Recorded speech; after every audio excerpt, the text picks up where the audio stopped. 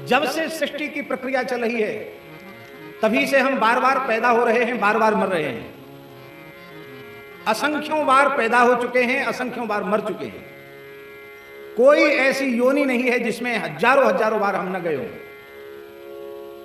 कोई ऐसा सुख दुख नहीं है जिसे अनेकों बार न भोगा हो। हम कृतार्थ नहीं हो पाए, हम कृतकृत्य नहीं हो पाए, हम धन्य नहीं हो पाए, क्योंकि यदि हम कृतार्थ हो गए होते, कृतकृत्य हो गए होते, धन्य हो गए होते,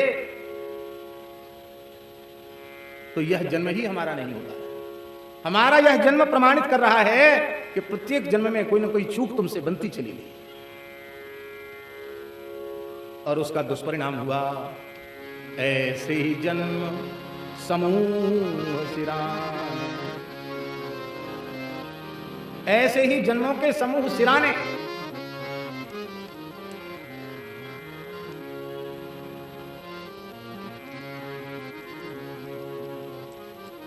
देखो, एक बात ध्यान से सुन लो।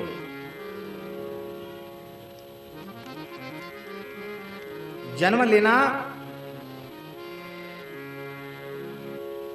ये जन्म जो हमारा हो चुका है ना, इसमें हम पराधीन थे। हमारे कर्मों ने, परमात्मा ने जहां हमको भेजा वहां हम पैदा हो गए। जिस शरीर में, जिस प्रांत में, जिस जाति में हमको पैदा किया, हम पैदा हो गए कर्मानुसार। इसमें हम पराधीन हैं। लेकिन द्वारा हम किसी माता के गर्भ में न जाएं, हमको फिर जन्म न लेना पड़े, हमको सदा सर्वदा के लिए रघुनाथ जी के चरण कमल मिल जाएं, इस संकल्प की पूर्ति में भगवान ने हमें स्वतंत्रता दे रखी है। हम चाहें तो यह हमारा अंतिम शरीर होगा, हम चाहें तो यह हमारा अंतिम जन्म होगा, तो हम चाहते कब हैं?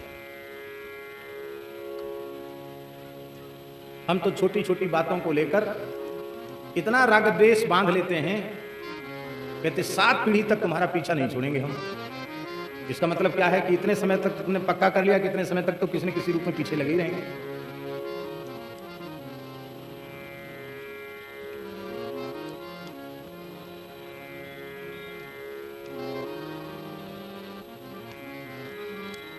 निष्काम वृत्ति और निसंकल्प स्थिति। फिर से सुने, निष्काम वृत्ति और निसंकल्प स्थिति। ये हरिगुरु संतों की कृपा से यदि हमें प्राप्त हो जाए तो फिर बार बार जन्म लेने की आवश्यकता ही नहीं रह जाएगी। महाराज जी प्रेमी कहते जरूर हैं